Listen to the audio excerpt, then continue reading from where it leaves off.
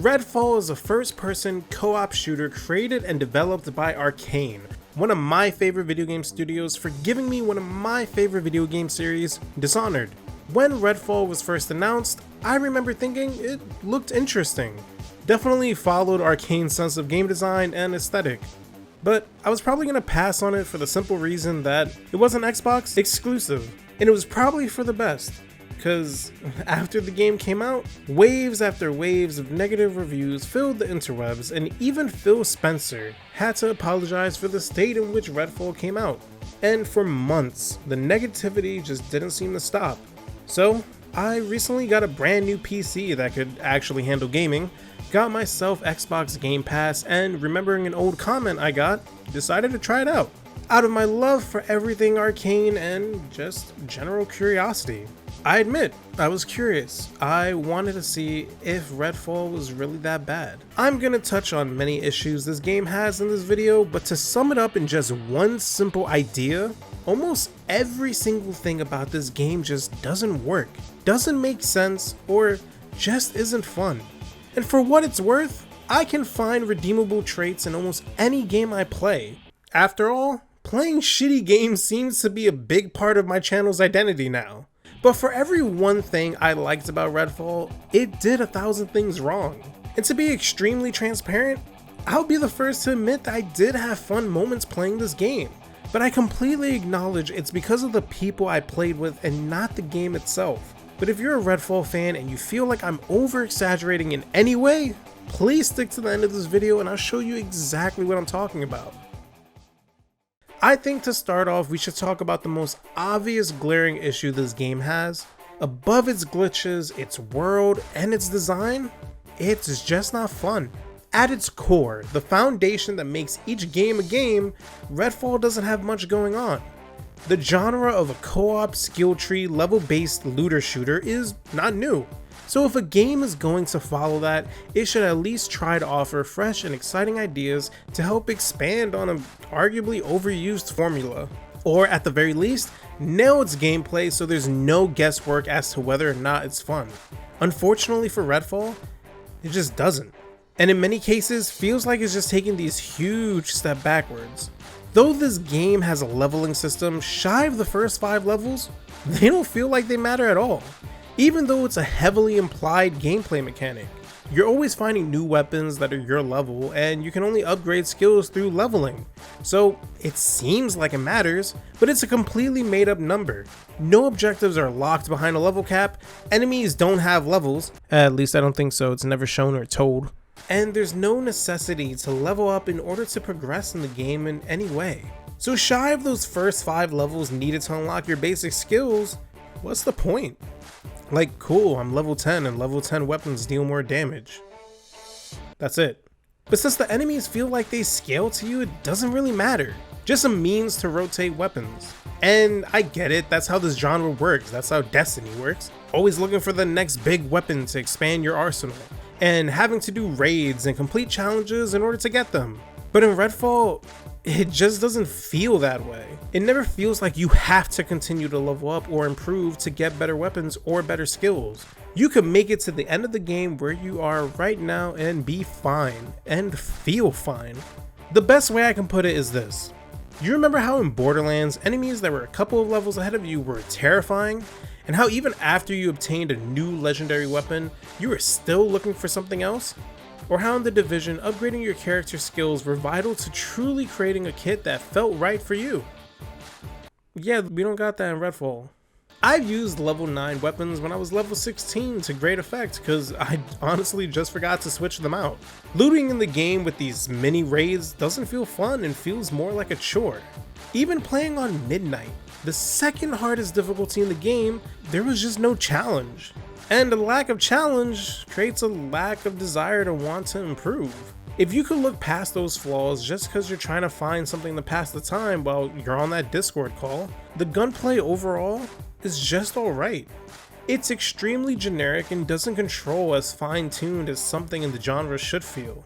There is this cool gimmick of having to stake a vampire in order to kill them, but after an hour in, you're kind of just over it because of how overdone it is. Especially since you always need to have a weapon with a stake or risk not being able to kill them without a special ability or an environmental attack. It's just weird how much this one unique feature ended up breaking the momentum of most of my gunfights. If you wanted to play a game just for the sake of playing, there are better options and Redfall isn't it. If that alone doesn't bother you, then how about this? Even if you can enjoy this gameplay, there's not much to do with it. The main story is extremely short and most missions are very cut and dry repetitive. You show up somewhere, kill a couple of enemies or one enemy, bounce back to base and repeat. Sometimes they mix it up by having you destroy something or find something. But the two in-game maps are so small that the whole game is just you beelining for the objective and coming back. Shy of Gravelocks, an in-game collectible, there's really no reason to explore. Because weapons don't matter, leveling doesn't matter. There's no incentive. You can explore if you really want to, but you're looking for nothing and hoping to find something that doesn't exist. I touched on it a little bit, but I absolutely hate how little skills matter in this game. I played as Jacob for a majority of my time and his skills were cool. And in any other game, this would have been my guy. As Jacob, I had an ability to throw out a crow that could mark enemies for me and my team. I could also turn invisible to escape combat, and for my ult, I had some ghost sniper rifle that could lock onto enemies and deal massive damage. On paper, I love them, and I definitely picked Jacob because he was the most interesting to my playstyle, especially with that invis and marking. In a single player setting, his skill set was great. It allowed me to play stealthy and avoid firefights I didn't want to get into. There were even whole objectives I can complete in seconds because of how handy these tools were, which goes to show how little I was trying to actually play this game. This gave this game a Dishonored feel that was part of the reason why I stuck with it to the end. The problem is that his skill set became useless when I was playing with friends. Obviously, stealth is much harder to do when you have other players running and gunning. It's like that for every game. So knowing where enemies were didn't really help much. The invis could be used to escape from dying, but shooting got you right out of the invis. And the ult was so underwhelming that it really didn't make that much difference if I just decided to shoot them with a normal gun. Maybe a change in character could lead to a better co-op experience, but my friend who was playing a completely different character felt the same way about his character. His teleporter would constantly not go where he wanted, and his ult was so situational and worked better on one type of enemy, he just barely used it. All of this to say, past this story, past its bugs, past all the other issues you probably heard about this game, at the bare foundation of it, it just has no soul. Now, just to mix it up, there are a couple of things I do like about this game. One, I think the overall idea of this game and its world isn't bad. It's actually kind of cool. There's something about walking through these empty neighborhoods and catching a vampire floating through the trees out the corner of your eye that's exciting, and in a better game would be absolutely terrifying. I love the fact that this game has a trust system. A system in which by playing with the same player and completing objectives, you'll earn buffs when around each other and even hear special dialogue options between the two characters. That's cool. It made me really want to play with the same people. It really made me want to have a full lobby. Something like this doesn't exist in most games. I also think the style and environment designs are fun and screams Arkane in the best way, especially when the game decides to give you these big environments where you can tackle objectives in multiple ways. That's awesome. But like I said earlier, for everything I like about this game, it gets 1,000 things wrong. As much as I did enjoy the character interactions, the story was just so trash. Every single cutscene in this game was just narrated to you by your selected character in this desaturated slideshow type movie that's so boring. I wanted to care about what was going on, especially since that opening comic book style cutscene pulled me in. Every single cutscene being done like this, in this same style? Come on man, it's 2023. It just feels weird for such a high profile game to be handling its main story like this. I'll say it's cool that each character gets to talk as if they're the main character in the story during these cutscenes, but that's as much credit as I'll give this. I did like the story itself, but because such a large chunk of it is told by these poorly animated cutscenes, by the time the real story hits, you start connecting dots and you go, oh my god, this dude killed his daughter? Whatever. The main story of the game is blended and blurred between main and side quests, and there never feels like there's a natural progression in the story. So when you do finally have major stuff happening, it's like, okay, I guess this is a thing. I tried my best to follow the story because I wanted to give this game the best chance I could, but there's so many questions I have about it that, shy of looking at a dedicated wiki, I'm probably never going to get those answers, even if I played again. And while you could argue that co-op stories tend to be more difficult to follow because of how chaotic they are, I'd argue that games like Borderlands and Ghost Recon Breakpoint prove otherwise. Those games are crazy chaotic, and I start to finish beat those games with friends and I knew everything that was happening. You can have your narrative and your chaotic gameplay too. And to top off this disappointing narrative, because the story falls so flat, the characters are right behind. None of the survivors are memorable, except the pastor, who I honestly, at the time of recording this, don't even remember her name. I just remember she's a badass looking female pastor. That's cool and that's different. Everyone else, don't remember in the slightest. I only remember my character because he talks so damn much, and the Hollow Man, a vampire lord that I thought was the big main bad of the game, only for him to be killed 1/3 into the game, which was so disappointing.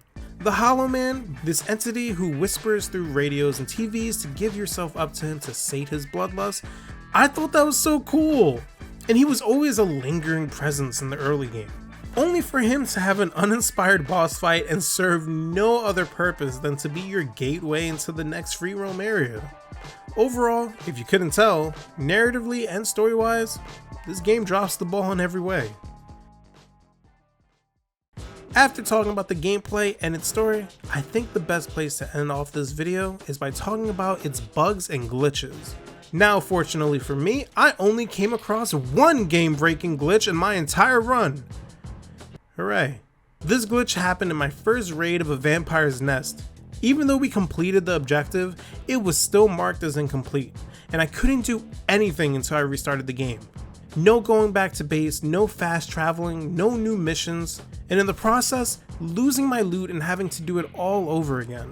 But besides that one game-breaking glitch, you could probably make a video game bug bingo sheet and most likely fit in every single square by the time you're done with this game. T-posing character models, check. AI you could run up to and shoot in the face because they didn't notice you, check. Enemies clipping through walls and floors, check. Sometimes we'd absolutely smoke enemies and their skeletons would be the only thing that got left behind. Literally! Look at this! And though I never encountered the glitches myself, there were plenty of times where my friends saw my character models sliding around for some reason. And also, enemies just randomly spawning and despawning in. Thankfully he was able to give me this footage, or else I wouldn't have been able to show you this. Now I will say, this game isn't unplayable. After all, I mean, I beat it. I've dealt with worse glitches in bigger titles, but it's almost excusable that between everything that this game has going on, that it's this messy and still made it to store shelves. I remember there even being times I was just stuck on the weapon select menu because the menu didn't load properly. Like, what leads a studio to release a game like this? How does this even happen? All in all, like most games, I came into Redfall with an open mind and tried my best to find things that were redeemable even when I was at the lowest of this game's lows. But the longer I played it and the more I explored, the more I realized that this game just should have never been released. And with rumors stating that Redfall's development was so troubled that even after 2 years of development, staff just wanted to cancel it, it's no wonder the game is in the States. And now, since its release, this game has only received one patch, showing that Arkane most likely is just giving up on it, which sucks. Sure, the game isn't groundbreaking, but give it that Realm Reborn treatment, and who knows, maybe the game could actually be fun. Redfall is a first-person co-op shooter that's a great example on how to not release a game. And though this game is free on Game Pass, my final verdict is that unless they do something to fix most of these issues, The price of free is too expensive to get most people to play this game, let alone get me to play it again. If you played Redfall and had experiences, good or bad, let me know in the comments below. And make sure to take care and enjoy the rest of your day.